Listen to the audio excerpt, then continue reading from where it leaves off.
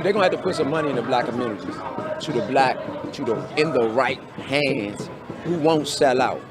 That's very important. A lot of the peoples who money, the hands reach, they end up selling out at some point. We got to put it in the hands of somebody who said it's not even about the money. I won't touch a dollar of this. This is about rebuilding and repairing our community. That's going to change it. The view that I saw at the congressional meeting, I've been out here every day. Every day.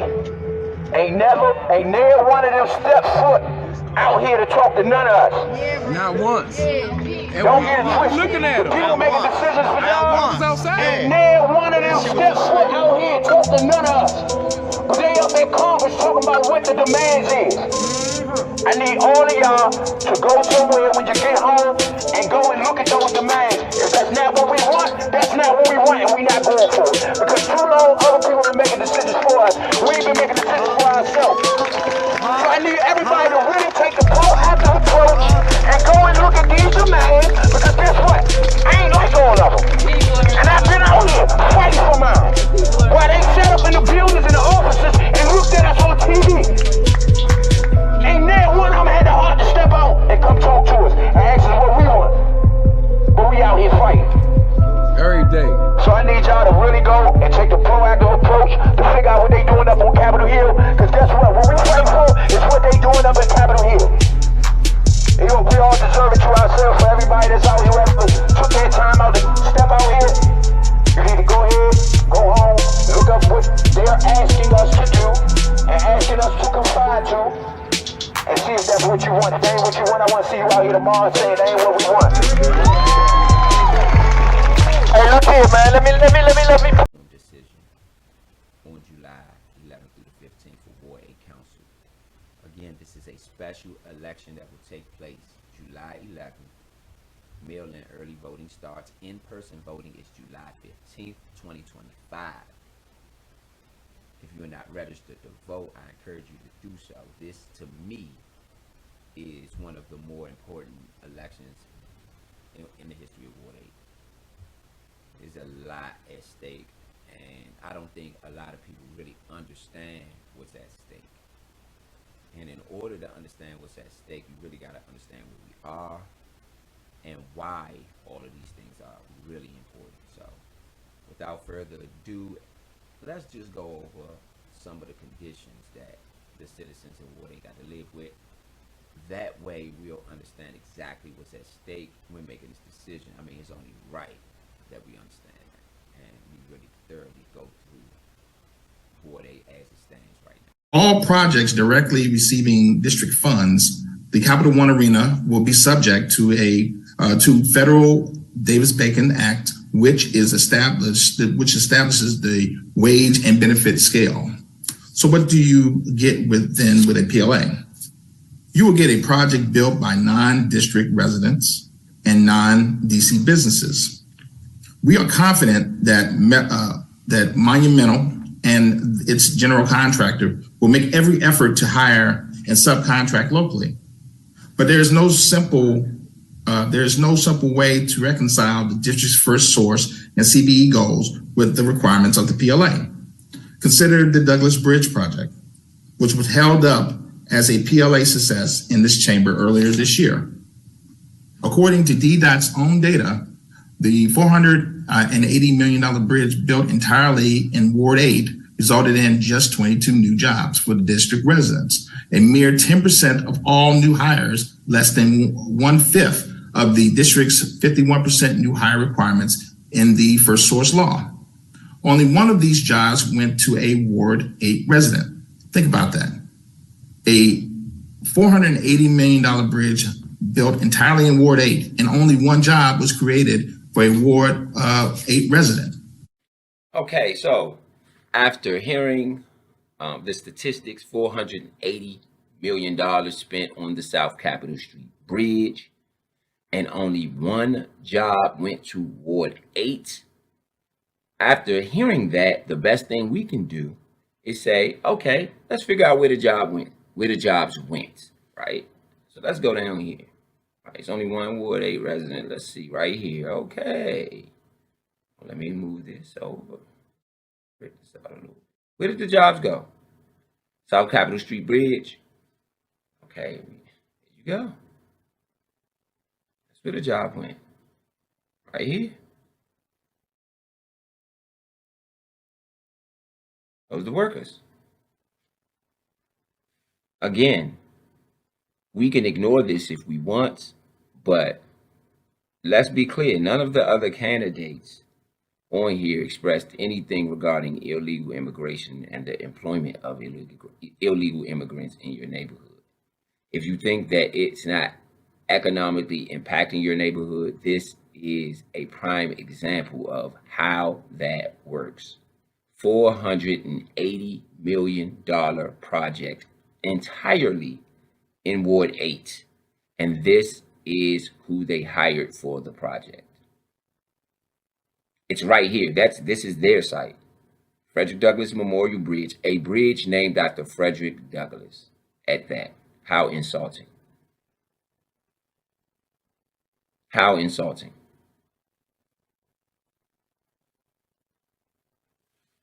So, who's responsible? Let's see who else we got here.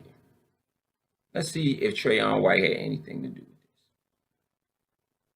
this. Okay, if he was in support. If he was in support. Oh, what do we have? Right here. It's his project. And right there. It's her project. They put the black faces up there to make us think we're going to get anything as far as employment or anything else. But there you go.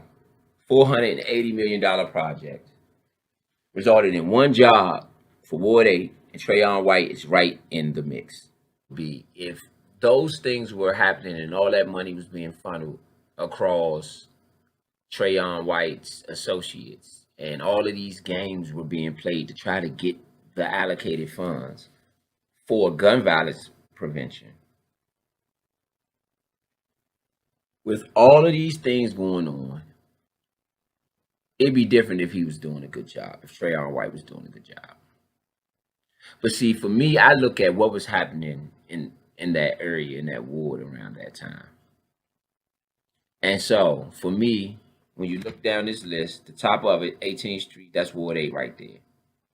You know, if some of these funds could have been allocated to the community and not to Trayon White's pockets, maybe some of these murders wouldn't have happened. But these are murders, y'all.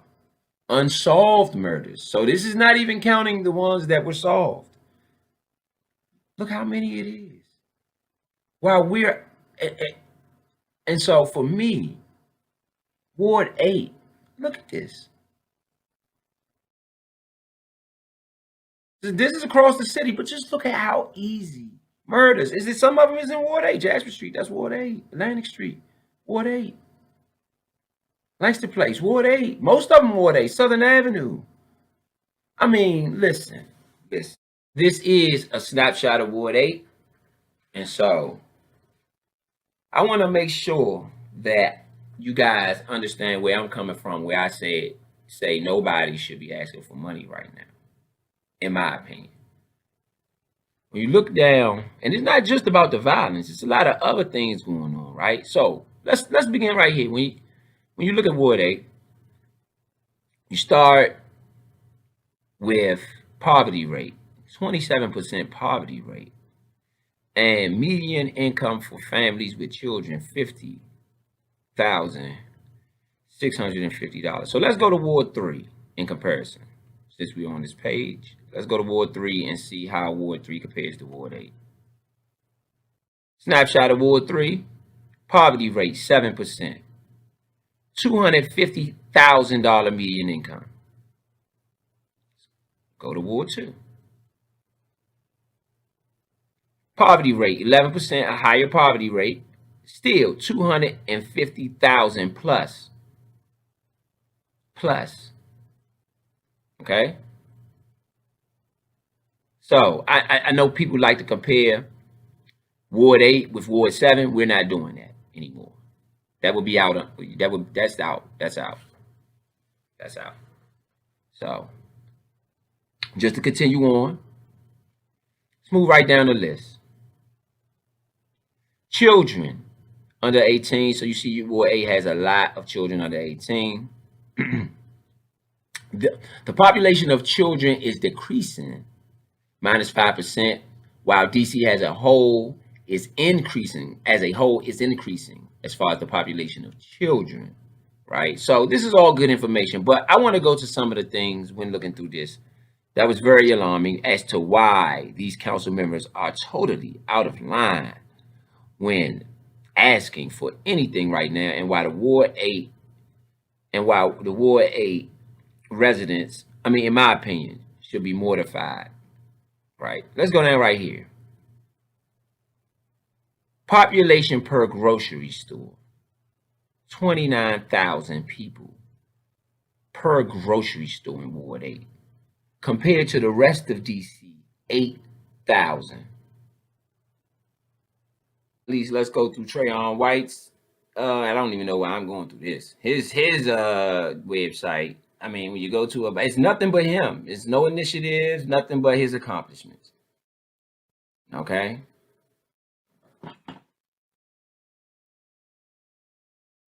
There you go. His accomplishments. The Housing for All accomplishment. This accomplishment. That's what he's done with, yeah, no, we're not going over that. He has a whole separate issue. So that's why I don't even, this is pointless, and you'll know why. When I say what I have to say later on, you'll know why this is pointless. He is pointless. You'll know why I say that. But yeah, his whole website is based on accomplishments. Now let's go on to the other three. Oh, and let me stop you. He has no accomplishments for Ward 8, right? Crazy how this leads us back to Google.com. Okay. So, it's the interesting thing about Trayon's situation and why he's not even an option. Okay. So this, as you can read, can a DC council member serve after felony while in office? Affected of amendments. The 2013 amendment by DC Law 19-124A added has not been convicted of a felony while holding office.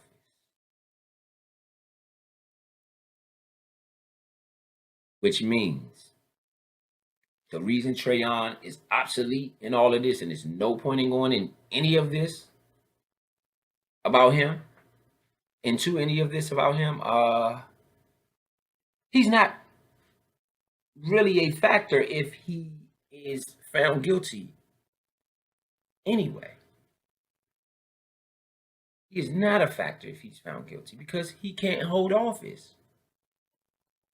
He would be kicked out immediately. So your vote here for him is obsolete regardless come his trial date. And I'm not saying he's going to be found guilty. I'm not saying he's going to be found innocent. I do know a tape exists with him taking a bribe on it. So for me, more than likely he gets found guilty.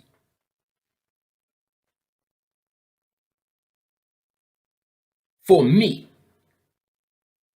If the tape didn't exist, I might feel differently. I'm going to speak to y'all candidly. I'm not trying to convict that man. I wish that brother the best of his ability. We're talking about my vote, and we're going to talk about things relevant to this vote, and this is very relevant to the vote. Whether he gets found innocent or guilty is very relevant to the vote, because at the end of the day, if he gets found guilty, he has to get out of it. That's relevant. Right? So I have to look at the evidence and say, well, dang, what do I think? As a voter, what do I think? Can he, well, man, they got him on tape. Okay. Maybe it's not the best thing for me to vote for him at this moment. That's the first reason why he's just obsolete. And it's a very, very big one, because now your vote rests on his case. You have attached your vote to his case. I'm not willing to do that. Because guess what? If he gets found guilty and I voted for him, my vote meant nothing. I'm not willing to do that. I'm not willing to do that. So for me, personally,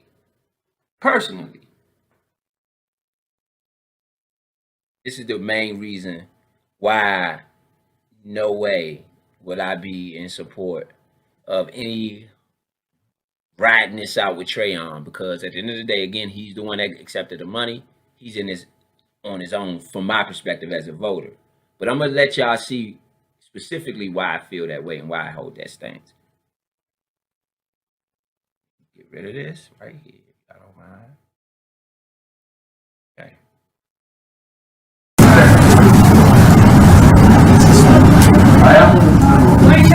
Can we talk to you? 1 second. Yeah, you can stand right there. You gotta keep it like this.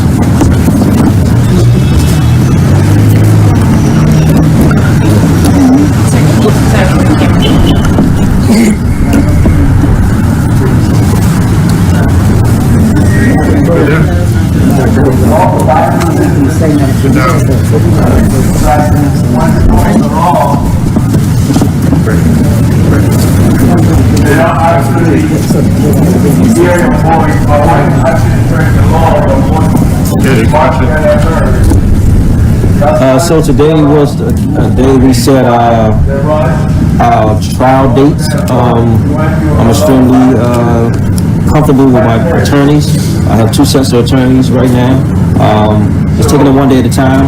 I do want to say this. I am entitled to a due process like everyone else. I'm a citizen of the United States of America. Here in D.C., we are concerned about President Trump becoming president and what that can mean for D.C. I'm a Democrat, but I have nothing against the incoming President Trump. But I want to say this. As a citizen, I would expect the council to give me the same, and the people of Ward 8 the same justice that we allow the federal government to give us. And that's just the vote of the people. 20,000 people voted for me to be the council member last week of the ward in Ward 8. And so we entitled to have our rights heard as well. And so we plan to fight the government in court and just go through the process. And I think that, we have to hear the voice of the people. 20,000 people voted for me last week. We want to represent the people of Washington, D.C. well. And I plan on having meetings with certain leaders in the community to ensure that we're moving Ward 8 forward. Why are you arguing you're not guilty in this case? Thank you. Did you betray your council? Did you betray your constituents at all, Councilmember White? Why are you arguing you're not guilty in this case? Why are you arguing you're not guilty? Can you be an effective council member while this is going on? No more comments. Come on, no more comments. Okay, so I'm just gonna stop it there. Now, this is why. That's one of the reasons why. In fact, I won't even take that. That's after court. You could say that that was after an emotional day in court, right? I won't just take just that one. Let's look at what else he's had to say. And again, this is something else he said. This was a news broadcast, so I'm not going to play the whole news broadcast because I don't want you guys to be swayed by anything that they are saying. This is what stood out to me about the whole thing of what he had to say. I'm not sure if that whole speech is online or available, but they pretty much got the highlight that stood out to me as well. And I'm going to play it for you guys. I'm still here. Yes. And I ain't going nowhere. And I believe that God is going to do something miraculous in our ward. And I plan on being here when it happens. Yes. Council. Okay. I'm still here and I ain't going nowhere. Okay. Let's continue. Again, this is another occasion where he spoke to the news, what he had to say, and let's see what he had to say. Again, I'm trying not to play the news of what they had to say. I don't want y'all to be swayed by anything that they had to say. It's about him and his words. So let's see what we got. I need your help, man. I need to get on the ballot. If you're reelected, how will you balance handling both? What's happening outside of council and inside? That's my lawyer's job. I got a team of lawyers that's focused on that. I'm focused on serving God's people. This week, former council. Okay. So, I'm going to tell y'all now what strikes me as alarming. What strikes me as alarming and disrespectful, really disrespectful, is regardless of whether you're innocent or guilty, Ward 8, this looks bad. Ward 8, this looks bad. You guys entrusted me to do a job. And regardless of whether I'm innocent or guilty, we have a special election because of my actions. Your vote, 20,000 people voted for him. As he said, your vote doesn't count because of my actions. I still apologize for that, that you got to take yourselves back down to the thing and vote again. He didn't even give you as much as that. And then he attached us all to it by saying, we gonna fight, ain't nobody take that money, bro. You took that money. We ain't doing nothing. You is going down to deal with your situation. To attach all of Ward 8 in this mess is crazy to me. That is your situation. Okay, so before I give my final analysis on these candidates all together collectively, I wanted to play something for you guys, because this is going to give a lot of context to my final analysis regarding these 4 candidates, which seem to be the candidates for Ward 8 Council. Okay, so without further ado, I'm going to let Trayon Whites talk. It's been a bad afternoon. Usually I start off with peace and love or good afternoon. But for many black mothers, family members, and loved ones, they're having a bad afternoon. It's only January, and we are well on our way repeating the same ignorance and evil that's been plaguing our community with over 200 homicides in 2020 in this small city we call Washington, D.C. But when leaders don't care, because the people don't care. I say this because we never fully recovered from the crack epidemic and the mass murders that swept through Washington, D.C. We had recently 2 50-year-old kids killed in our community. Just last night on Morris Road, I got the call from Queen, let me know that another night, we had a 60-year-old boy in the hallway suffered from bullet wounds, and he too was pronounced dead. Just last week, we had an 8-year-old girl shot in the back in this room. And you hear this story over and over again. And it's become normal to a lot of our people, because we've been desensitized from the violence that's hurting our hearts, because we have to keep going. Okay, so Trayon White during this speech was issuing, he wanted a state of emergency. And just to show you guys what I mean by that, I'll let you see the news postings of it.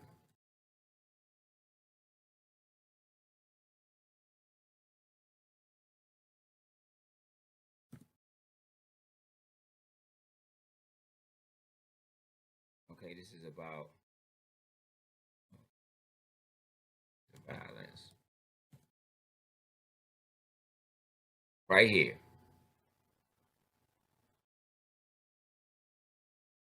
Ward 8 council member Trayon White is declaring a state of emergency. Calls for a state of emergency. Right here. Ward 8 council member Trayon White is requesting that the district declare a state of emergency to combat gun violence. Okay, so this is why I have an issue. This is why I have such an issue with this. This is the guy who took money right here, millions of dollars, and said that he could help fix this gun violence problem. But even he is admitting right here, and this was back in, 2021. He asked the city for help. He couldn't do it. He couldn't do it at all. Right here. He had no answers. His answers was request that is declared state of emergency. That was his answer to this. After taking millions of dollars or allocating millions of dollars to people who were supposed to combat this. Later on, we find out maybe he wasn't doing it then. However, there's no evidence to say he was doing it then. I don't know if he was or he wasn't, but there's a lot of evidence that he was doing it in 2024, where he took millions of dollars away from these same people who have been victims. He watched them watched them as victims.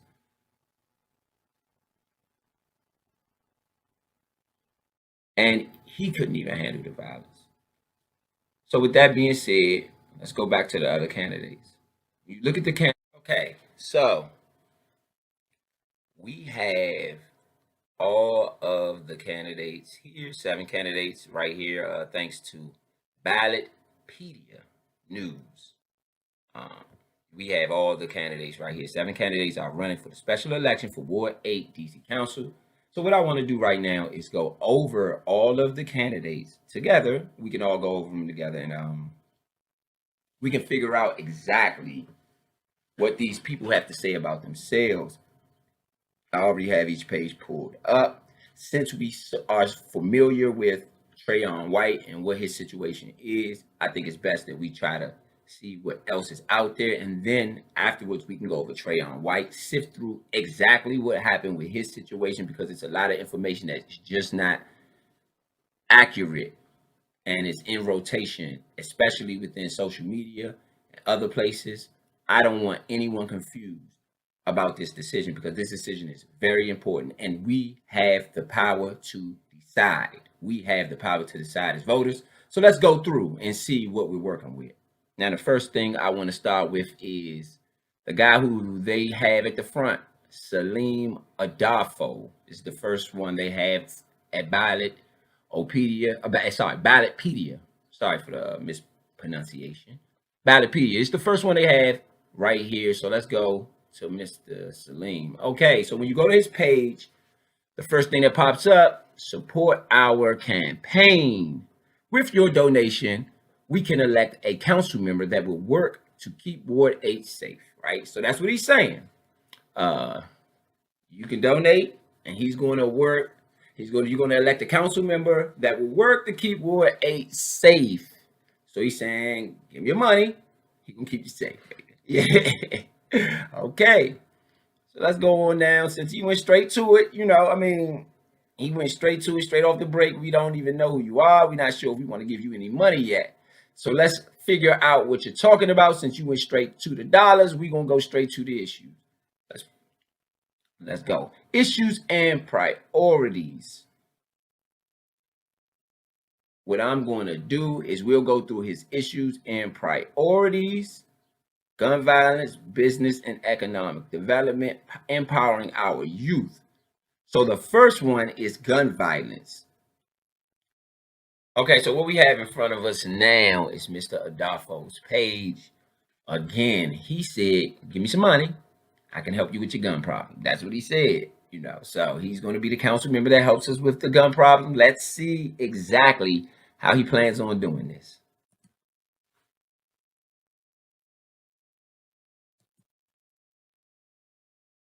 Gun violence and public safety. Ward 8 families deserve to live, work, and enjoy their neighborhoods without fear. Yet, far too many of our residents do not feel safe. Homicides, especially among our youth, are occurring at an alarming rate. As your council member, I believe the path to true public safety lies not only in law enforcement, but also in addressing the root causes of violence, supporting victims, and holding those who cause harm accountable. To create lasting safety and healing in Ward 8, I will increase support for behavioral health crisis response, allocate additional funding to the Department of Behavioral Health's Community Response Team, CRT, which provides outreach to unhoused individuals, mobile crisis response, and pre-arrest diversion services. Okay, sorry, I stopped it a little early. So he says, according to him, we have a gun violence and safety problem among our youth. That was the first paragraph. And these are the things that he's going to do in order to address it. Increase public behavior health crisis response. Allocate additional funding to the Department of Behavioral Health Community Response Team. That's that. That's his first way of doing this, is he's going to allocate funding. Okay, let's continue. Strengthen victim services and justice programs. Expand the capacity of the Office of Victim Services and Justice Grants, OVSJG, to fund, coordinate, and develop initiatives that support crime victims, youth, and families while improving public safety and justice delivery. The second way that he wants to address gun violence among our youth is expand the capacity. And the only reason I'm going over this is because it's reading it. It's not really stopping after the title. So it's kind of jumbling it all up. So we're going over it as well. And I want to give my thoughts and commentary on what I'm reading. I am a resident. I do have a say, at least for my own vote. So I definitely want to engage with the public, and I think we should all engage together to figure this out. So it says strengthen victim services and justice program.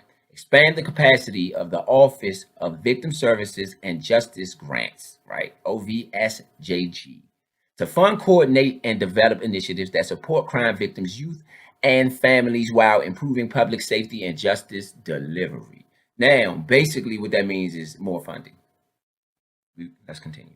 Improve oversight of violence prevention programs, ensure greater transparency, accountability, and effectiveness in community-based violence prevention and intervention programs. Again, the third way is ensure greater transparency, accountability, and effectiveness in more programs, right? Continue. Support domestic violence survivors, increase funding for organizations that deliver critical services, such as emergency housing, culturally responsive counseling, crisis advocacy, and legal support to survivors of domestic violence. And I'm sorry, the thing is on the page. I don't know how to move it, but you can see it on the bottom of the page, and it will scroll up, so you'll be able to see some of the text. But again, it's in support domestic violence survivors. That's his third way of stopping the gun violence among our youth, is the support of domestic violence survivors. Support safe learning environments, assist school communities that choose to have school resource officers, while ensuring those officers are trained to promote safety and respect students' rights. Okay, support safe learning environments. It says assist school communities that choose to have school resource officers, right? While ensuring those officers are trained, promote safety, and respect students' rights.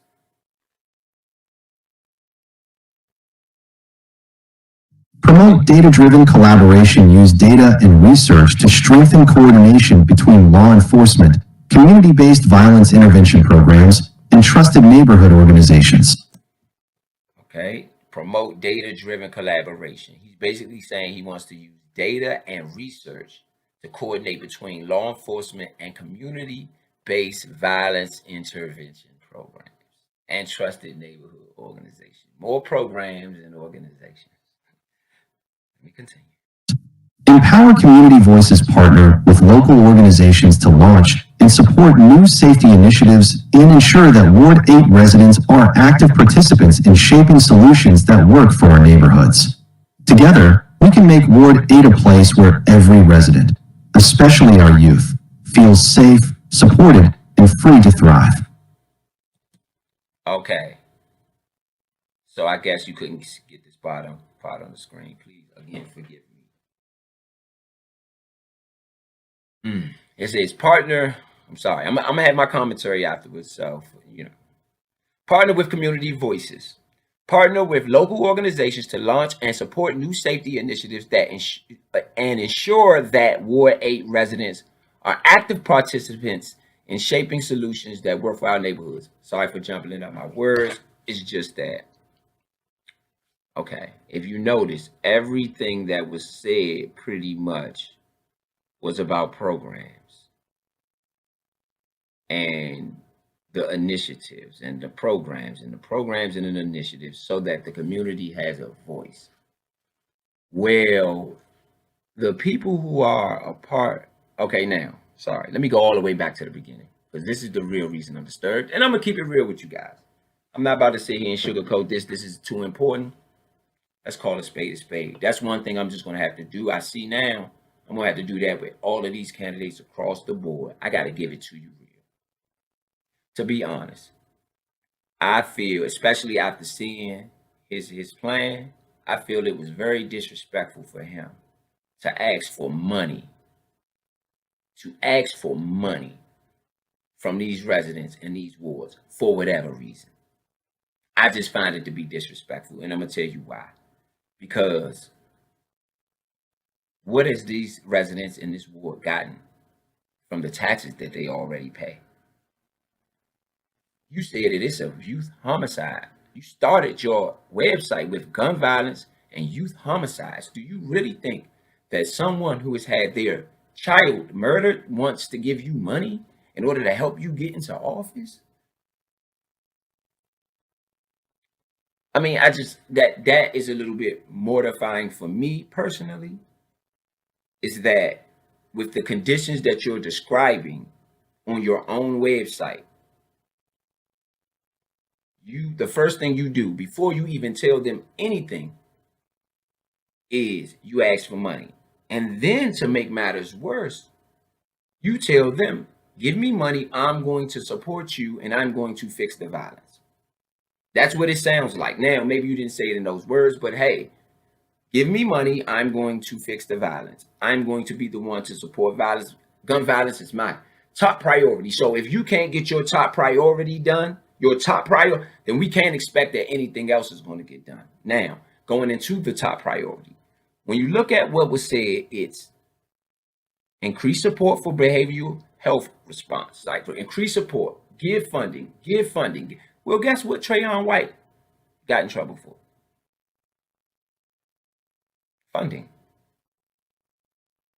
And violence prevention programs. Funding. To me, personally, if your plan is to fund someone else to do the job, then that's not really a plan of yours.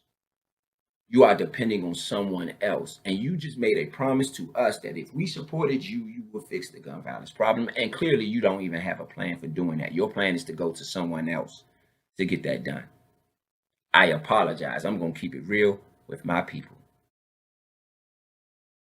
And this plan here, to strengthen the people who are already in place, who already have not produced, you want to give them more money, more funding? And I'm sorry to those groups and everybody. I apologize, but I have to be honest about this.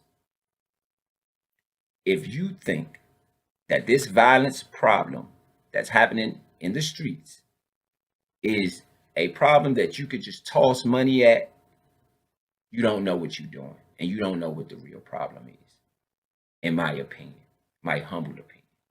And I apologize for anybody who might feel perturbed, or even Mr. Salim Adofos, but I found it to be very disrespectful that you asked for money and promised, with a promise almost, that you would fix this problem here as your top priority, and you have no idea what you're doing. Because programs ain't going to get it done. We've had programs in these communities for years. We've had programs all over this place for years. So that's not the answer. Trust me.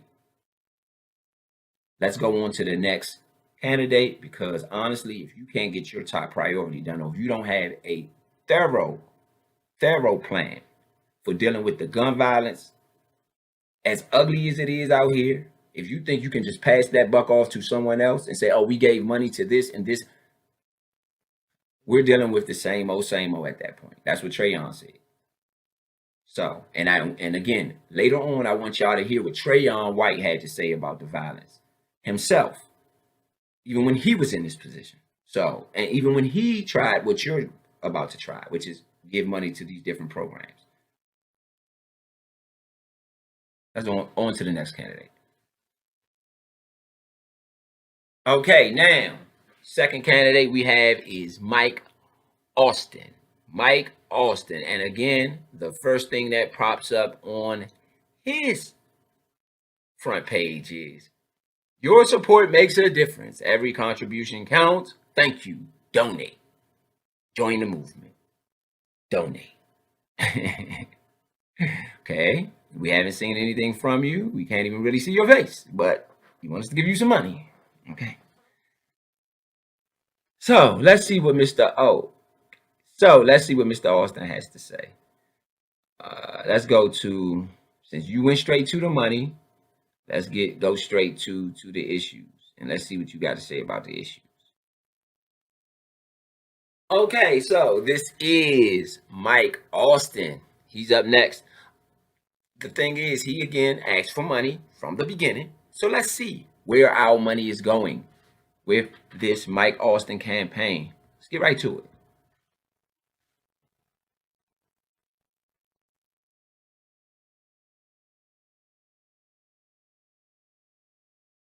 Mike has been a fighter for Ward 8 throughout his career.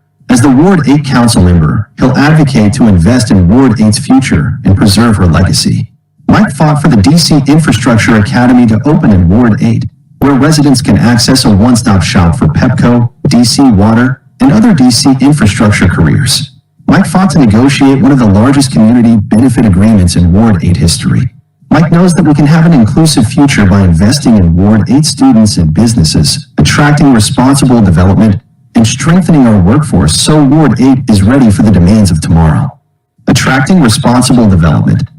Okay, so the first thing is I wanted to stop it before we went into some of his issues. Something stood out to me, and I'm just, again, we keeping it real with all the candidates, where it says Mike fought to negotiate one of the largest benefit agreements in Ward 8 history. Well, Ward 8 doesn't seem to be doing well. So what benefits did you agree to or did you get for Ward 8? Because we can't feel it. Whatever this benefit agreement was, and again, I'll go into what it was and dive into it later on as we go amongst this process. However, to say for anybody to be taking credit right now, to me, is appalling. And so that's why I pointed that out. Let's continue. Ward 8 has been stagnant for long enough. Whether we have lived here for a few generations or a few months, we know that Ward 8 is not seeing the growth that we deserve. Mike believes that Ward 8 deserves investment so that all residents feel the progress and economic growth of the city. Mike will champion bold, inclusive investment in amenities, while also preventing rents and property taxes from skyrocketing, preventing displacement for our most vulnerable residents. Okay, so what that stands out to for me, what stands out about that to me is this word, investment. From who? So that all residents feel the progress and economic growth of the city. He will champion bold, inclusive investments and amenities. Investment is what we need. Investment, again, for me, to me, I'll go into it later, but I just wanted to point that word out because I have a few things to say. Well, I say it now, forget it. Ward 8 has what it needs now. I mean, I'm not sure about, yes, it is an investment deficiency. To a certain degree, right? To a certain degree, it's an investment deficiency. Because some of the investments that have already been made have been made and concentrated to a certain group of people in Ward 8. So there's been substantial investment in Ward 8 that we can see. It's just that the locals have been kept out of those investments. So you've already been a part of, you said, the biggest deal in Ward 8. So whatever you've had the ability to do some of the things that you're saying that you're going to do as far as investments. So the investments that you have turned out thus far has concentrated the investment to people that are not part of the community, to be honest, or haven't really given back to the community. Well, at least from where I'm standing. Again, I'm a resident. I'm speaking for myself. Strengthening our workforce. It's getting harder and harder for Ward 8 families to survive in this expensive city. It's even harder when we are not creating enough new, higher-paying jobs and opportunities. More often than not, Ward 8 residents must leave their community to find a primary or second job just to still struggle. Mike understands that high-wage jobs are necessary. He also personally knows that many of us are only one paycheck away from a financial crisis. That is why we must create and attract strong employers that train and employ Ward 8 residents for the demands of tomorrow. As council member, Mike will advocate to create more job opportunities and attract new high-wage training providers for those jobs, so Ward 8 residents do not have to make tough choices between food, gas, or paying the light bill. Okay, so let me go back a little. Again, As he says in his own, what's on his own website, these are his words. What is he going to attract? Employers. So you're attracting investors and employers, right? Let's continue. Between food, gas, or paying the light bill. Quality education. Our education system is supposed to be an engine of opportunity. Instead, this is far from reality for many Ward 8 students due to underfunded schools and high teacher turnover, leaving our students unprepared for the future. To address this inequity, we need a comprehensive education equity assessment to study and develop a plan to fairly fund and educate our Ward 8 children.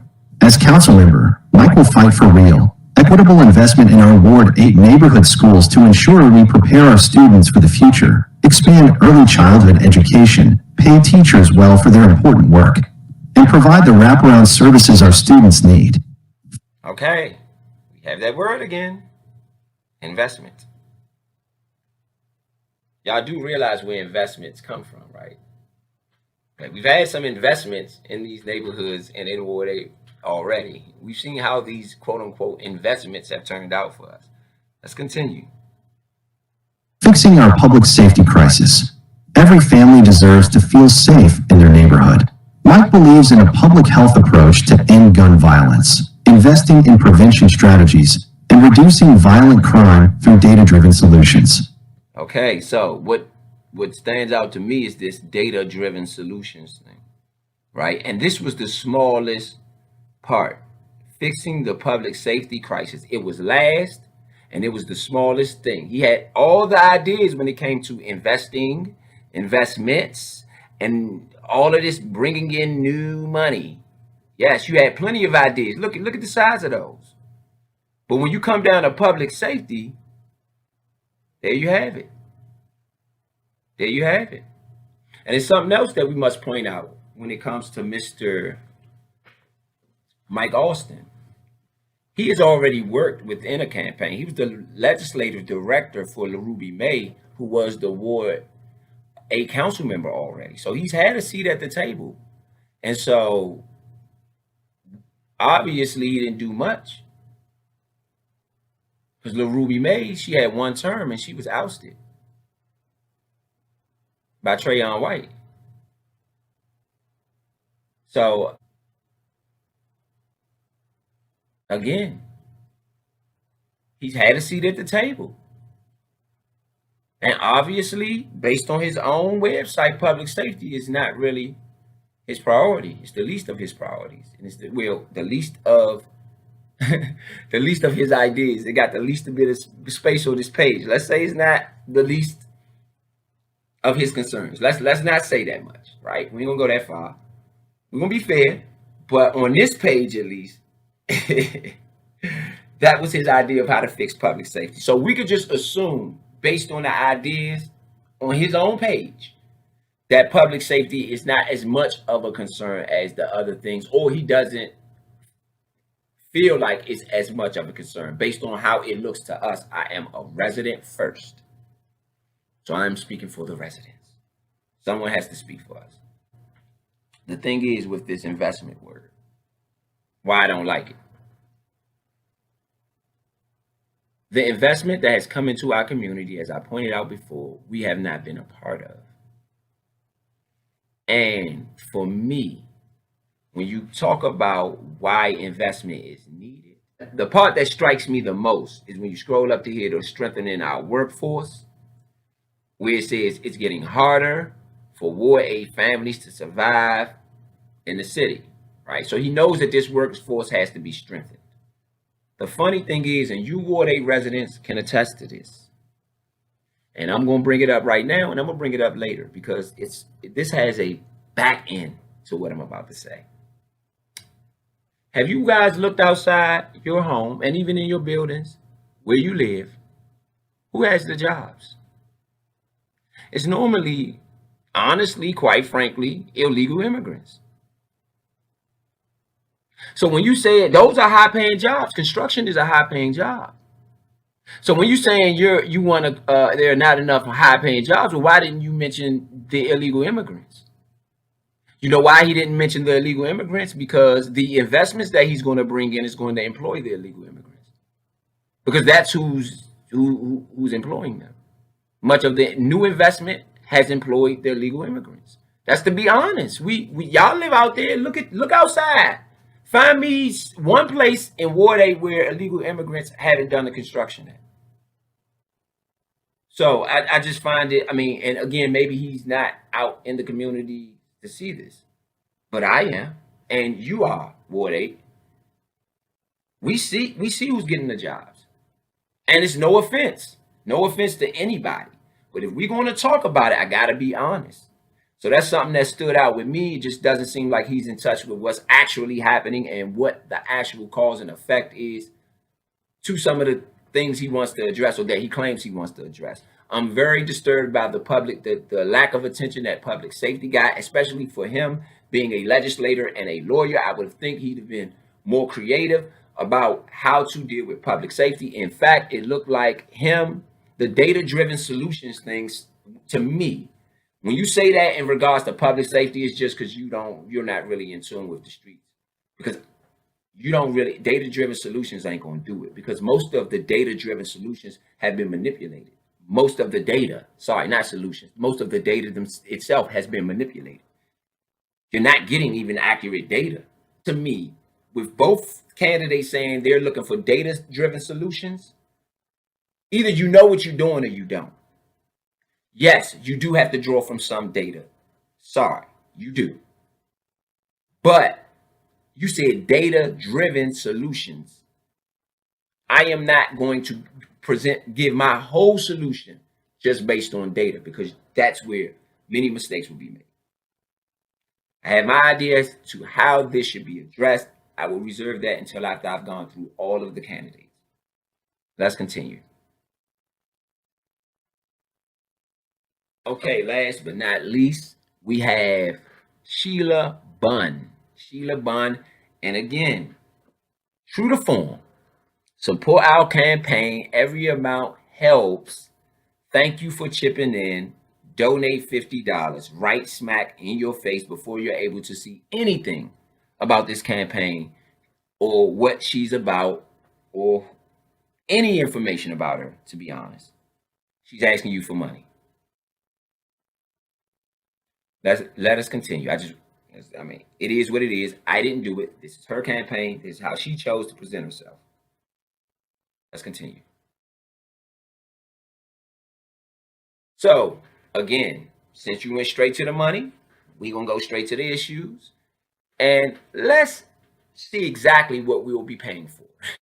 Okay, so this is Sheila Bunn. Sheila Bunn, SheilaForWard8.com. Let's see what she has to say regarding the issues and how she plans on dealing with them and what are her priorities. Sheila believes in ending food apartheid. Sheila believes that we can have strong children, strong families, and strong communities by ending food apartheid, increasing access to healthy meals and fresh produce. By implementing and funding policies and programs like food as medicine that integrate healthy food access as a core component of healthcare, we can address food insecurity and improve health outcomes. Produce Plus, Produce RX, and Food and Friends Home delivered meals are examples that involve multi-sector partnerships between health providers, government agencies, and healthy food retailers to ensure patients have access to the nutritious food they need for better health. Okay, so the thing is with Miss Bunn, it's that, stop it. The thing is with Miss Bunn, right now at least, I agree with her. And I want to go back to the text for a second. Okay, so I do agree with her. I'm going to give her some credit. We're going to be fair. There is a food apartheid in Ward 8, a massive one. And the numbers will show that there is a massive food apartheid. I thank her for recognizing that and that being one of her top priorities as to what she wants to address. At least for Mike Austin, I did not see that as one of his priorities. I'm not sure for Adofos if that was one of his priorities. He had a long list of things. We didn't go over everything. I went over specifically crime, and I was turned off by what he had to say about crime. He just seems so disingenuous. And honestly, I'll keep reserved for my thoughts for the end of this, but she definitely recognizes what is going on in Ward 8. I will give her that much. However, this seems a little like Mike Austin, where if you look at what she said of how she wants to address it, she identified a problem, food apartheid. Then she says she wants to address it by implementing and funding policies and programs. It's really the same answer to all of these questions. You identify the problem, ending of food apartheid, and you funding. That's my funding. Funding, partnerships, and policies. Let's continue. Sheila believes in improving education outcomes. Sheila believes that increasing student engagement and providing more challenging work will decrease chronic absenteeism and truancy. Improving literacy rates for all students. Sheila recommends implementing OSSE's Early Literacy Task Force 2023 recommendations. These include requiring structured literacy training for teachers and administrators, providing more support to teachers, and recommending high-quality ELA curriculum based in the science of reading. These recommendations are in light of the latest NAEP report, which showed improvement in math and reading among the district's 4th and 8th graders, but also a decline in reading proficiency among 8th graders and no significant changes in math scores. Improving math proficiency for all students. Sheila recommends funding a comprehensive citywide strategy. Expanding vocational training. Expanding vocational training options within schools can help more students transition successfully into the workforce. These programs provide hands-on experience and practical skills in fields like healthcare, technology, construction, and automotive repair, areas where there's often strong demand for skilled labor. By offering multiple pathways to success, vocational training can engage students who may not be planning to attend college or who learn better through hands-on experience. It also helps address skills gaps in the labor market and can reduce unemployment among young adults.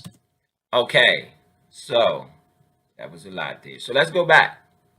She said improve educational outcomes, right?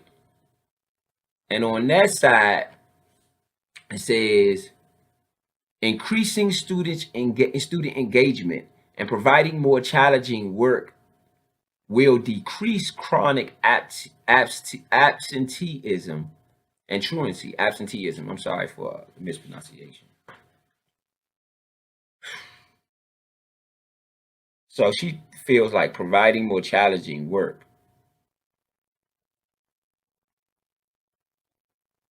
is going to increase student engagement. She thinks that the chronic absenteeism is because the work isn't challenging enough. That is, to me, a very alarming representation of what she feels the problem is in regards to truancy. I'm going to start there. And I'll continue. I'm going to reserve much of what I have. Well, no, I'm not. First and foremost, in regards to truancy, just to give you some insight on my thought process, at least, you don't know what the problem is. You have to go in and find out. That's the first thing. And that starts with the people who are responsible for taking the truancy reports. And that starts with the people that's on the truancy reports. So to even suggest that it's because the work isn't challenging enough is not alarming. Maybe that's not the right word. It's a little weird, but let's see where she's going with this.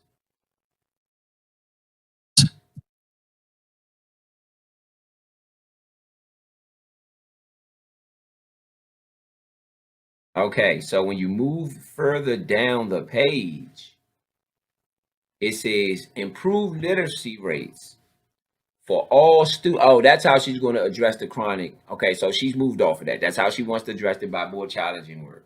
Okay, I'm not sure about that. Let's continue.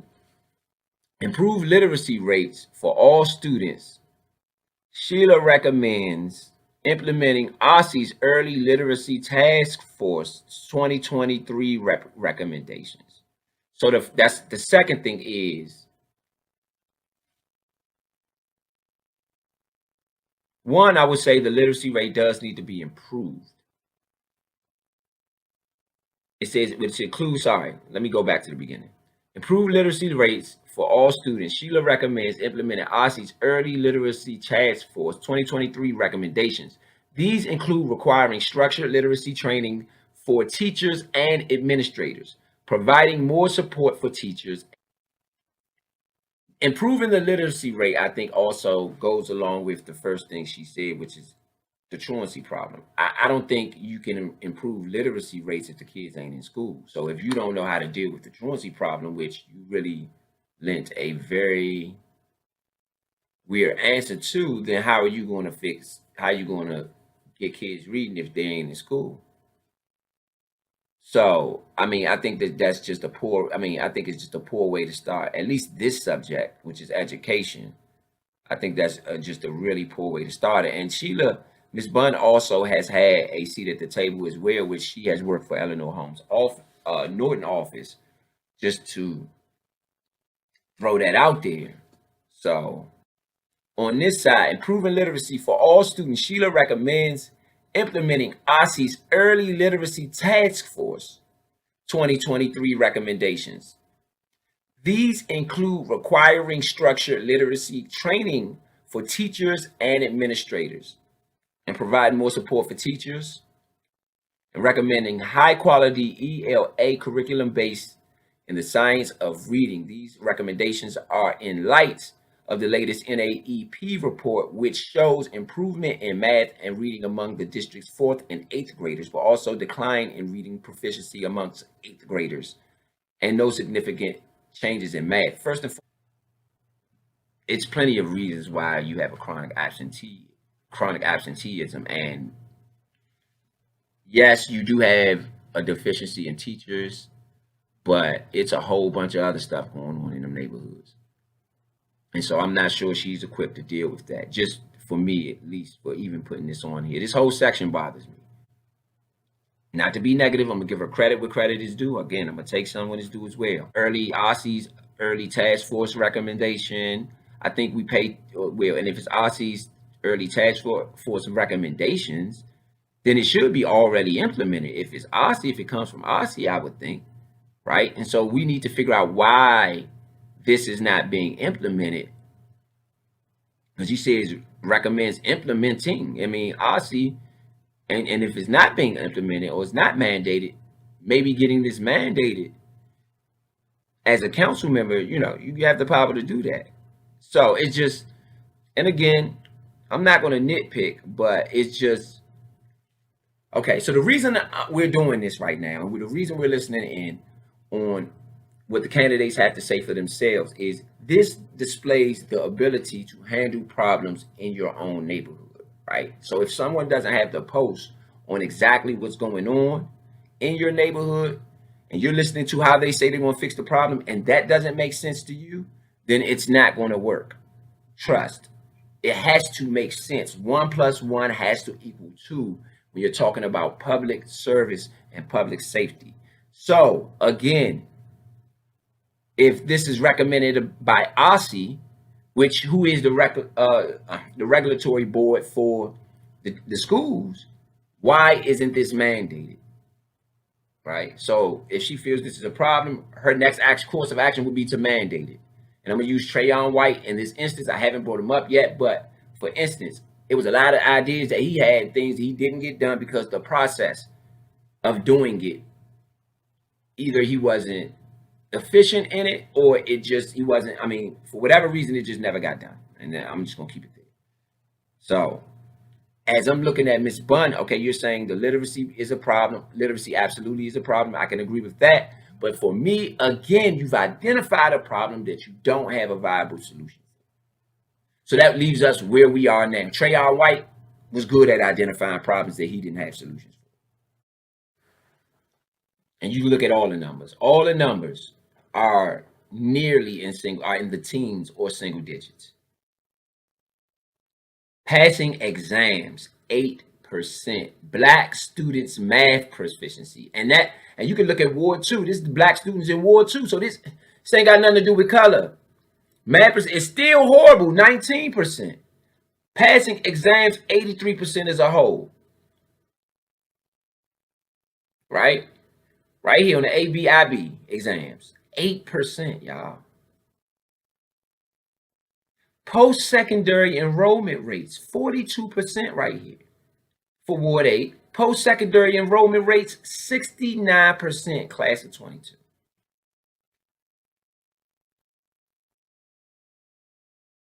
Come on, y'all. So if you want, even when you want to go down here, early childhood. Let's see what we got. Infant mortality in a single year, 14. What we got on this side? Infant mortality in a single year, 5. Deaths due to pregnancy or childbirth over the last 5 years, 0 for Ward 2. 16 for Ward 8. What are we talking about? How could you ever ask these people for any money to support anything? That is why I'm so mortified. That is why I can't fathom these 3 candidates.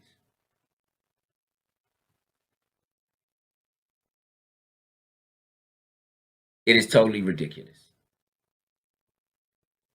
Totally. And it shows they are totally out of touch with everything that's happening in this ward. It is highly irresponsible, in my opinion, humble opinion, to vote for either of them. And you won't be able to vote for Trayon White either. And I'm about to show you why. Okay, so before I give my final analysis on these candidates all together collectively, I wanted to play something for you guys, because this is going to give a lot of context to my final analysis regarding these 4 candidates, which seem to be the candidates for Ward 8 Council. Okay, so without further ado, I'm going to let Trayon White talk. It's been a bad afternoon. Usually I start off with peace and love or good afternoon. But for many black mothers, family members, and loved ones, they're having a bad afternoon. It's only January, and we are well on our way repeating the same ignorance and evil that's been plaguing our community with over 200 homicides in 2020 in this small city we call Washington, D.C. But when leaders don't care, because the people don't care. I say this because we never fully recovered from the crack epidemic and the mass murders that swept through Washington, D.C. We had recently 2 50-year-old kids killed in our community. Just last night on Morris Road, I got the call from Queen, let me know that another night, we had a 60-year-old boy in the hallway suffered from bullet wounds, and he too was pronounced dead.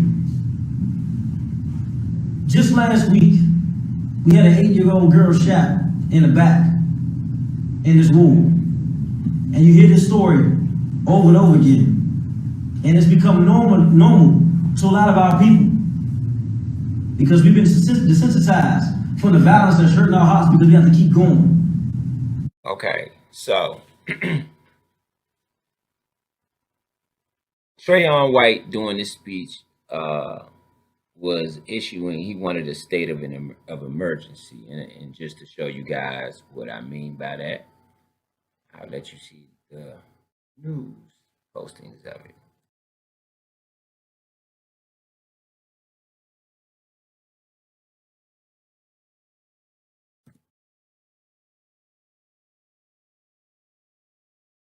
Okay, this is about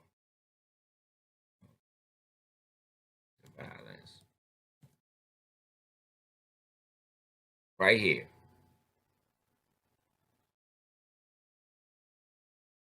Ward 8 council member Trayon White is declaring a state of emergency.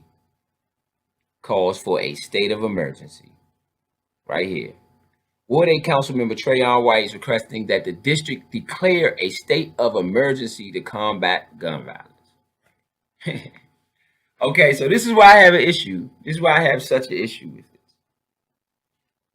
This is the guy who took money right here, millions of dollars, and said that he could help fix this gun violence problem. But even he is admitting right here, and this was back in, 2021. He asked the city for help. He couldn't do it. He couldn't do it at all.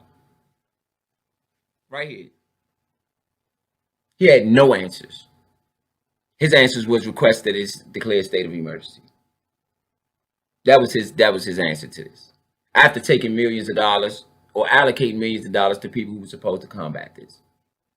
Later on, we find out maybe he wasn't doing it then. However, there's no evidence to say he was doing it then. I don't know if he was or he wasn't, but there's a lot of evidence that he was doing it in 2024, where he took millions of dollars away from these same people who have been victims. He watched them he watched them as victims.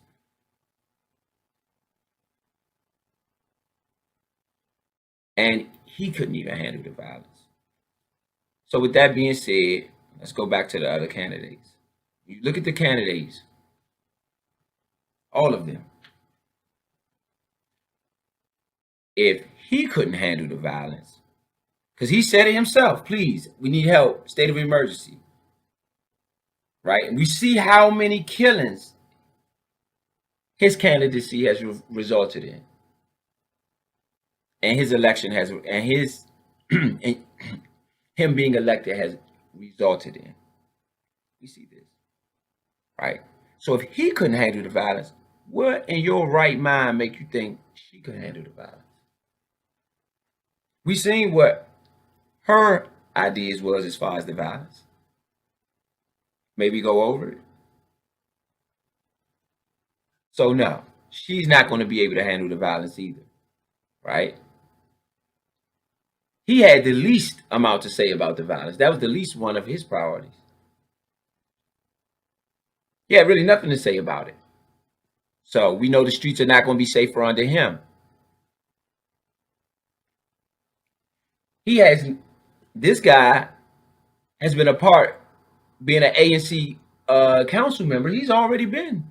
In fact, all of these people have already served your community, have been people serving your community through all this violence. She was a Ward 8. She was with Vincent Gray. She worked under Vincent Gray. Mike Austin worked under LaRuby May. Salim Adofos, he was an ANC council member. This was your Ward 8 council member when all this violence was going on. And none of them had answers then, and they won't have answers now. So for me, no. And let's extend this. No, it's too many lives being lost. We cannot risk this, Ward 8. No.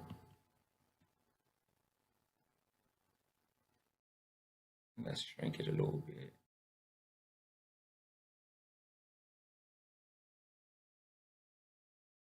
I'm sorry. I'm sorry. I'm sorry. This is who has presented us with what we have today. Terrible schools. And it's no offense to the schools. I know y'all are probably trying, but we looked at the numbers. We looked at the numbers together. We cannot say that we have a good school district in Ward 8. You cannot say that. The violence is out of control. People are dying left and right. Dying left and right. And all of these people served under people, had a seat at the table when all of this was going on. And none of them made a difference. So they're not going to make a difference now. Just let's be honest about it. And we looked at what their ideas was. Their ideas of how to combat crime was the same ideas that their predecessors had when they worked under them. The same exact thing. And it's the same exact thing Trayon Whites said from the very beginning when he took office as well. And then he came back and said he couldn't handle it. Please, Mayor Bowser, come save me with a state of emergency. It's out of control. We are not safe, and we with Trayon White, and we won't be safe with them.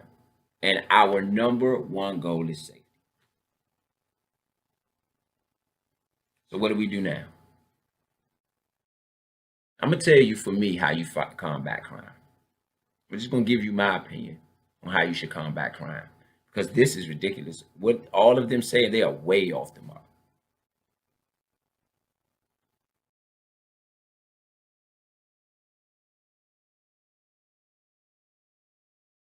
When you have this field of candidates, you cannot vote. It is highly irresponsible to vote for any of them. Again, because all of them has been a part of the massive mess that has been made. You are putting bad money on top of already bad money. Okay? The main problem with all of them is they cannot and will not stop the violence. They do not know how to. Period. You voting for them is not going to magically make them know how to stop the violence. They do not understand it. They are not connected to the community. I don't even think they even want to stop it. You saw what they had to say. It is not their priority for whatever reason. And we can get into that whenever you want or however, but that's another story. Stopping the violence is not their priority, right? But see, for me, just to be honest, nothing else you're going to be able to do in this ward will happen if you don't stop the violence, right? So the reason that you don't have grocery stores, quote unquote, because it's really dangerous. According to, numbers and everything else. So enterprise is not going to come with that lurking danger, with the bullets flying, as they like to say. You're not going to get anything. You're not going to get anything done. Everything is down the toilet, right? You have to get a council member who understands how to stop the violence. That is number one. And do you see, excuse my language, hell no on all of these faces? Because none of them can stop the violence. Again, if Trayon White cannot stop the violence, you definitely know neither of them going to do it. And everything they suggested to do is what Trayon White did. He was the head almost of allocating funds. He could pull enough strings to get people millions of dollars. You gave him the power. So no, if he couldn't do it, all these others won't be able to do it either. One main reason: they don't understand what's going on, period. Because if they did, their answers wouldn't have been what they were in this very serious subject of stopping crime, because we can't do anything with the crime being the way it is. Show you how far off they are.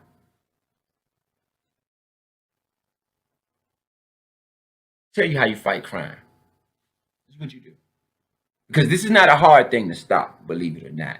Stopping the violence is an easy fix. It's a few things that are going on, and it's deep, and if you don't understand the inner workings of it, you ain't going to understand how to fix it.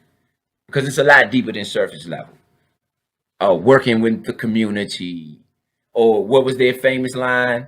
Using data-driven outcomes, or data-driven. That was their main thing. They think they're going to use data, but it's a lot of things data won't tell you, right? So let's go over it. For me, at least, I'm just going to tell you, in my opinion, my humble opinion, I'm going to tell you just to show you how far off they are about in regards to fighting crime and in regards to stopping crime, especially youth violence. I'll show you how far off they are. Address the culture. There's a culture of military in Ward 8, period. Because not only are the most murders coming from Ward 8, but Ward 8 residents are the highest victims victims of murder as well. So for someone who lives in Ward 8, it's not far-fetched for you to own a firearm or want to own a firearm. So you have a killing problem in Ward 8 because you have a culture problem. There are a lot of ways to make adjustments to fix that culture problem that I will not go into, but they are small adjustments. I won't go into that. However, it is some things I can go into, right? Like directly how to stop the violence. For me, the direct way to do it is, it's a 3-part phase, okay? So you have things that you can do immediately, things you can do intermediately, which take a little longer, and then long term, which is the results. Immediately, you can go to the neighborhood and appeal to the people there, which is what my immediate plan would be. We'll go into the neighborhoods and let them youngers know, and let the older guys know, and whomever else, hey, listen, I get it. This past government hasn't been good to you or your community. And we probably don't even have enough leeway to be even asking for a chance. But guess what? Somebody's new is in here. I want to work with you. I need the violence to, I need you guys to hold off on the violence for a little minute. If I can show the powers that be and the other people that I work with that you guys can hold off on the violence a little bit, I can bring the money in here. I know y'all want some money. I'm going to help you get some money. I'm going to help you get on your feet, get jobs, get right. But I need you to hold off on the violence just a little bit for right now. I get it. You beefing with such and such. You got to get your man, all of this. But this is much more important. Trust me on this. If I can get you guys to hold off a little bit, let me go work my thing. I'm going to get y'all some money so that we can build a bridge here in this community. You see? So, that's the immediate. You go to them, ask them to work with you. Me, I know they will work with me, for sure. How many of them are going to go into Ward 8 and appeal to them youngins or them older guys or whomever that may be out there and say, hey, work with me. I just need you to hold off on whatever that's going on as far as the violence goes. They're not going to do that. And I'm not saying they won't, whatever. I know I will. And again, if that was what they was going to do, they would have said it. But that wasn't their plan. Their plan was to send someone else in there. Programs, remember? That was their plan. We all read it. They can't switch it up now. It's on their website. If they say anything else from here, it's just because they heard what I had to say about it. That's the truth. That is the absolute truth. These ideas came from one person, and it wasn't them. And so they can't execute anyone else's plan. You're never going to be able to do that. Right? So, like I said, it's a 3-part phase. First part of the phase is going into the neighborhoods and appealing to the peoples there and saying, hey, listen, I know we haven't been good to you guys as a government. We've put you in really crazy positions. But look, work with me. Work with me so that I can get you some money. I just need the violence to cease. Because if people see that the violence has ceased under me, then they won't mind doing some of the things that we need them to do in order to get a different result in our economics. Whatever that may be, or whatever that we see fit. Right? So that's the immediate appeal to the people in the neighborhoods. The intermediate will be, now I got to deliver on some of them promises. Okay, they have stopped the violence now. Second phase, I got to go to the people and say, hey, or go to my other council members, or go to the private investors, black private investors from Ward 8, who want a piece of this community, who've earned a piece of this community. They've worked with me. Let's figure out how we can bring economics to Ward 8 using Ward 8. Right? Okay? So then we go from there. Boom. Final is the result. Us working together, we already know the violence has been stopped. The economics has boosted because we're working together. That was we leveraged the economics for the violence, right? I'm just saying, quote unquote, the neighborhood. You let them know, I can help you if the violence ceases a little bit. We got to get this violence down so that I can help you. You know, I can bring the jobs in. Easy. Easy. We're going to have to pull the violence down a little bit. Work with me. And that's not the only way I'm going to be able to do it, but this makes it a lot easier for me. Even exchange is no robbery.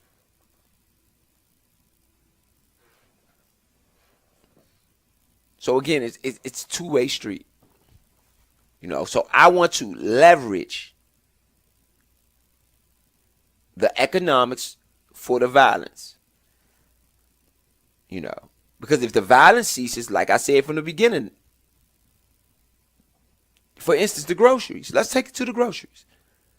We said it's a food desert. We acknowledged it. 29,000 people per grocery store. That would qualify for a food desert, for sure. Well, the reason you have a food desert is because of the thefts. To be honest, the thefts. These businesses can't come into the neighborhoods if it's massive theft. That's too big of a loss. Financially, it doesn't make sense to do that. Insurance are not going to be able to even want to cover anything like that. So eventually it's going to come out of the pockets of the people who own the businesses, which is not even smart, right? So that's why it doesn't have a major retailer. Well, guess what? If I leverage the economics for the crime, the thefts also go down. Period. You know how low you have to be to go in the store and steal? So you fix the economics, leverage the economics for all of it. Okay? But you use Ward 8. Right? And you got to understand what those people need in Ward 8. Can't fake the funk here. Too many lives have been lost. Ain't no faking the funk here. So, again, it's a no on all of them. Rightfully so. Okay? And as you can see, I'm not going to go into too many details about how I want to change things. But as you can see, I do thorough work. Anything I don't know, I'm going to go find out. Fast. So at the end of this, I'm going to put my card up. Write it in. If you want change, write it in. If you're tired of the murders, write it in. If you wanted the second option, the other option, other than this, because you're going to get the same old with this. 4 Trayons is what you got. All of them are the same. Right? None of them know what they're doing. And the same means none of them can stop the violence, and none of them are going to try to stop the violence, in my opinion. And even if they try, they're not even capable of executing it. They don't understand the culture. And that's what you have to deal with first. It takes years and years and years to get it. You make mistakes, lives are lost. Oh, I got love for the youngins. For sure. Got love for them. Y'all don't want them. Y'all don't want to deal with them. Let me work with it. Romulo Richardson was born into a family significantly engaged in Ward 8, being a third cousin of the founder and proprietor of what many consider Anacastia's counterpart to Ben's Chili Bowl, Mama Cole of Cole's Restaurant.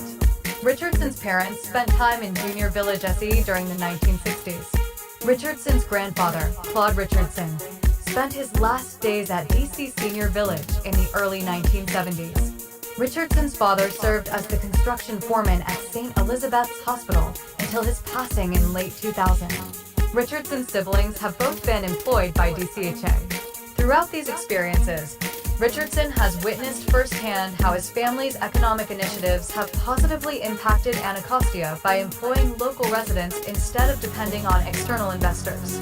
He was born in the District of Columbia and received his education through the DC public school system, having either attended school or resided in all 4 quadrants of the city.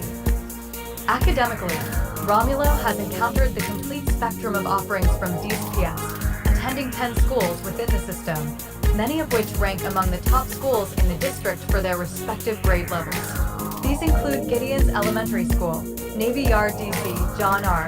Ross Elementary School, DuPont Circle DC, Jefferson Junior High School, L'Enfant Plaza DC, Elliott Junior High School, Capitol Hill DC, John Francis Junior High School, Georgetown DC, Woodrow Wilson Senior High School, Tenleytown DC, and Calvin Coolidge Senior High School, Tacoma DC.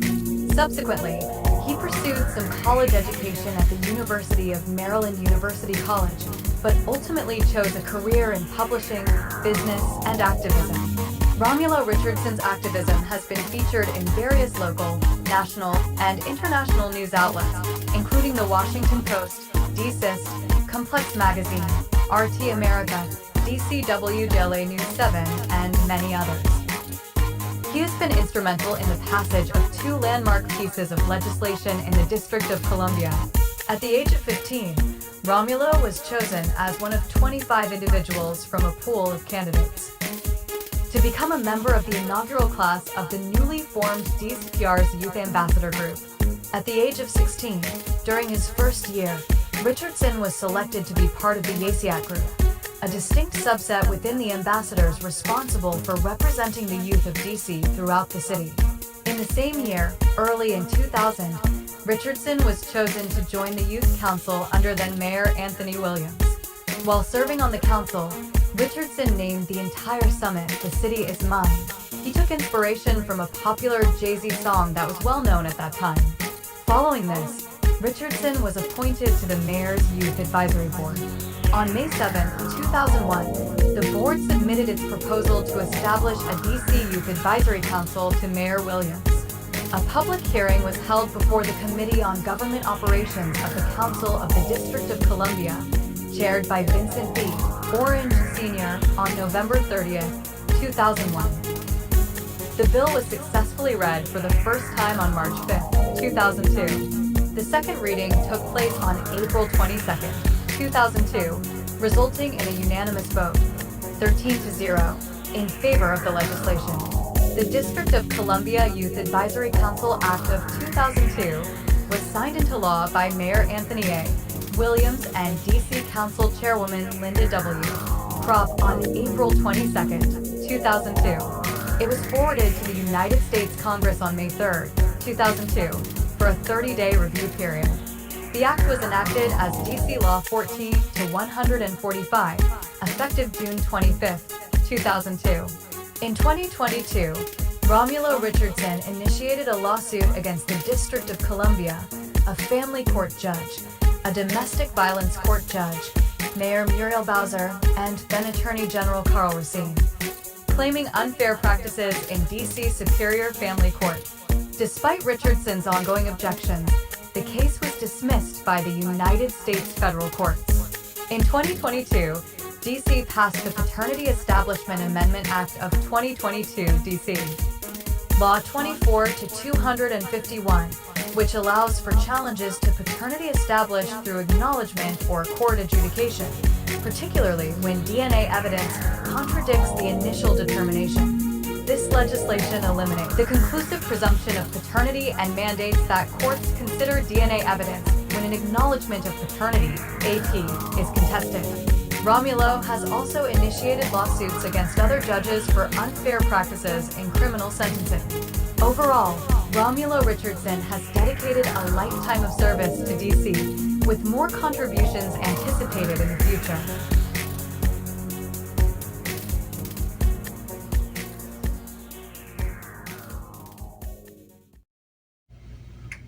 So how y'all doing? Again, this is Romulo Richardson. I just wanted to show y'all this because I wanted y'all to make sure that you understood that I am not some random guy who's saying write my name in the box because I know of these great things. No, I actually went down to the Board of Elections and declared officially the same way Trayon White and Salim Adofos and Mike Austin and Sheila Bunn, the same way they did, I did the same thing because I wanted Ward 8 to have another option who was not affiliated with the same old, and I am very concerned that none of them are going to be able to deal with the violence that is currently ensuing on our streets. So just so you guys know, I am an official candidate. This is not some person randomly saying, hey, y'all, just write my name in the box. No. I'm an official candidate. Absolutely. You have to write me in because before I decided whether I was going to move forward or not, I wanted to look at the conditions and make sure that I even understood what was going on so that I could, if I could help or not. I was not going to move forward if I couldn't help, and that just took time and research. After doing that time and research, I understood what the issues is. I have a massive plan and overhaul for Ward 8, and I don't mind challenging whomever to get it done. I don't mind ruffling any feathers to get what we need to get done for Ward 8, right? So, again, I just wanted you guys to know that before we even look at this video, I am an official candidate. I'm just not someone who is saying, oh, write my name in randomly. No, I went down there and declared the same way the other people did. Okay, so since I did a breakdown of everyone else's, I'm going to do a breakdown of my own, and I'll explain to you guys what's on my own card and what my initiatives are since I did it for theirs. Okay, now first, bring 10,000 new jobs to Ward 8 in 4 years. Again, there's ways to address that, and I did address those ways on my card, so anyway, continue. Reduce youth crime by investing $10 million into new youth programs / employment. I think them youngins got a different obligation than what they maybe previously had. So especially when when we don't have the same amount of two-parent households, I think we really got to figure out how to get these youths employed and get the youngins into, making their own money and maybe supporting themselves a little bit for the ones that's eligible and who can actually handle it without it being a hindrance to their academics. Okay, so to continue, you have invest $5 million into retired youth / senior programs. Not youth, into retired senior programs. The seniors definitely have to be looked out for better than what we've done. They are the fabric of how all of this moves. They are the tradition. They are what we strive to be. And so we really need to look out for them better. It is not enough programs for them to be included in today's ever-growing society. This is unscripted. This is just me speaking. So excuse me, maybe jumbling over my words a little bit, but this is unscripted, generally talking to you. Address widespread police brutality. I think it's a gap between policing right now and, I don't know what it's called, but it's not policing out there. So we really need to address some of this that's going on in the community as far as police brutality. I would not stand for it. I'm gonna look at every single case and listen to every single complaint. We gotta have a good, clean community and a good, clean relationship and trust between police and the community. It has to be trust, and right now there is no trust, and that's not gonna work. We're not gonna have no society that is peaceful in that manner with that going on. Okay, so to continue, address widespread complaints of abuse of authority by Child Protective Services, CPS. Yes, when I went out to talk to the community, because I'm always out talking to the community, that is something that a lot of mothers had to say, that CPS had overstepped their bounds and that the motives in which CPS are portraying are not how they're executing their policies. So we need to address that immediately. That's not going to work. We have to have trust between the authority figures and the community. There's no way we can have anything peaceful, any form of progress when you got any abuses going on. It's not going to work. To continue, bring several new grocery stores to Ward 8 through private investment. That meant, and I said that in my thing, in the review of the other candidates, we're going to build Ward 8 using Ward 8. That's why I said new investment, because we haven't used Ward 8 yet. So that's where the new part comes in at, because we haven't used the residents of Ward 8 to rebuild Ward 8, and that is exactly what I'm going to do. Address affordable housing through new subsidy rent program. You hear that new part? That's using Ward 8 right there, to rebuild Ward 8. Absolutely. We're not having it. Let's continue. Create state-of-the-art trade school in Ward 8. State-of-the-art. So that means we're going to dive into some of these areas like gaming. For whatever reason, we have zero investment in gaming. And coming out of our government, which I don't understand, with the kids being so invested in gaming, why we aren't building our own games and monopolizing off of that, I have no idea, because we have a large customer base. And so it's a lot of experience, it's a lot of retail experience there as well. So we have to capitalize off that, especially with today's society growing up, pretty much gaming out the womb. So it's ways to capitalize off of it. We haven't tried. Home ownership grant program for Ward 8 renters. You hear that? For Ward 8 renters. New Ward 8 retired/senior and disabled volunteer and employment. So what I want to do is get the seniors, the disabled, and anybody who wants to volunteer. We all could be active participants in growing and getting Ward 8 back to where it needs to be. But it should be us. It should be us, and we should reap the benefits. That's it. That's it. No offense to anybody else. You guys haven't taken care of us the way that you should have. And so now this is a takeover. We taking our community back. Y'all not going to do it. We are capable of doing for ourselves. We don't need you. You had a chance. So no offense. We're going to go back to the basics. This is my card right here, right in Richardson. You see that? That is my name. Write that in. And these are my initiatives. And I got a couple other things I want to do which aren't listed anywhere, like legislation. These camera tickets, these speed cameras. These speed cameras are out of control. I feel like they're predatory. And all right, I'll give you a little insight. Why not? Okay, so with the speed cameras, I feel like they are predatory. And I feel like when the speed limits were done in the city, I just think that they were done at a slower pace. Today's society moves at a much faster pace. We got to raise these speed limits a little bit, in my opinion. A little bit, especially in certain areas. Coming off the highway, for it to be 25. I mean, you can really not even touch the gas and you're doing 35 and you have a $100 ticket.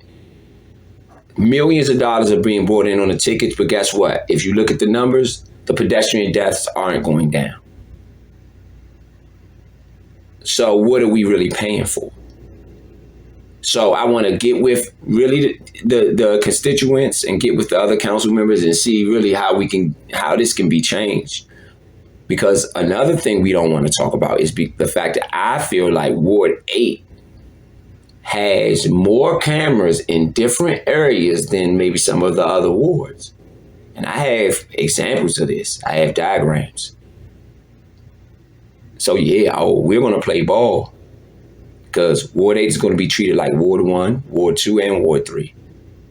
And any other ward in the city. That ward is going to happen under me. And as far as citywide, I got a lot of things for the city I think we can do to help other wards as well. I mean, for any vote I would have on the council. But the residents will come first, for sure. For once. Not somebody filling their pockets up on the side. You don't have to worry about that with me. Never in a million years. If I'm not accepting any money for this campaign, which I'm not, I haven't gotten one dime and I'm not going to accept it. I want to do this differently. We need to figure out how to move this illicit money out of politics. And if I'm not accepting it, there's no opportunity for me to owe anybody any favors when I get in here. We need to be able to serve the people now. It's too many deaths. We don't need somebody in there who is compromised. It's just not going to work. That includes Trayon Whites. I'm sorry to say it, but if he's reelected, remember this, the prosecutor could easily drop it down to a misdemeanor and he keeps his seat. But then who you think is going to be running Ward 8?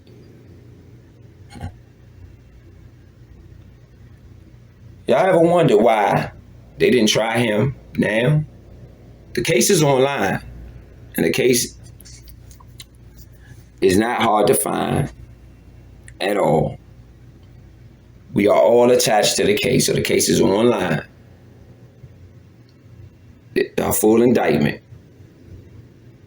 Y'all ever wonder why, with all that evidence they had, they didn't try him till 2026? Again, if Trayon Whites is reelected, then the United States Prosecutor's Office will be running Ward 8. Because if he's found guilty, then he can no longer serve. They can easily drop it to a misdemeanor and he can continue to have his seat. We don't need a compromised council member right now. Too many deaths, too many children dying at that. Let's clean this up. You have an option. Write it in. Write it in. You don't even have to tell nobody. But this is the right thing. All of those other candidates, we went through them. Y'all saw it's 4 Trayons. Compromised. I am not a member of any party, nor would I join any party. It's time for us to just get this right. Let's get it right. What you got the cuffs on them for? I'm a Ward 8 council member candidate, and I would like to know what you got him detained for. All right, Mr. Candidate. Yeah, candidate, yeah.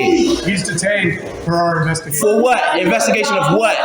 He's an adult and he has privacy rights. Okay, well, I'm going to stand here till you figure it out. It's a matter of public. I don't care what it is. I'm going to stand here till you figure it out. Yeah, that's fine. I am, Mr. Hargrave. In fact, I'm going to come up to your station and have a talk with the sergeant to figure out what's going on myself as soon as I leave here. Believe that. This is a problem. Where's he at? Let me speak to him, in fact. Where your superior at? Let me speak to him. Where he at? Where's he at? You said, oh, he's in the store somewhere? Because the way y'all ran up in here, y'all made it seem like it was a threat, and he's saying he didn't do anything. Yeah, I understand that to be said. He's saying, well, he didn't do anything. Do you have evidence he did something? What's the evidence? Well, do you have evidence of what he did? So why you got him detained? You got cuffs on him talking about he ain't charged with nothing. Investigating. Investigating what? Miss, back up. They gonna say that because they gonna say that they got a certain amount of space that for the investigation. Please. That's all I'm asking. Yeah, just please. For me, please. I know you not. Please, for me. I'm gonna press them out. You ain't got to do nothing. I got them because he's saying he didn't do anything. Exactly. And that's a problem. I got them. But no, it's not. That's a problem. In order to investigate this type of stuff so that we don't have to be out here marching. So whatever they doing, I can't figure it out. So being as though we right outside their building, I know somebody is still at work. They need to hear our voices or see us near and let them know we're serious. So we're going to give it 8 seconds. and we're going to kneel for George Floyd, Breonna Taylor, and every unarmed killing in this country, and we asking them to just go investigate. Just go investigate it the same way you investigate them dudes in the hood selling dime bags of crack. Yeah. Yeah. Y'all don't have no problem investigating that. Yeah, real spill. Real. If it was one of their kids, daughters, cousins, it would be investigated. If something happened to one of them drunk kids, they investigate it. They would have choice. Give us the same respect. We pay y'all for that. So we're going to take a kneel right now, and after that we're going to march on them back, let them hear our voice.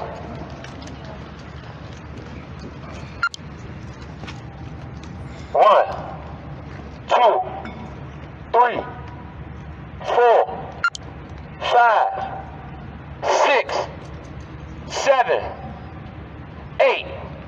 I need everybody to hold their peace signs up. Name my organization.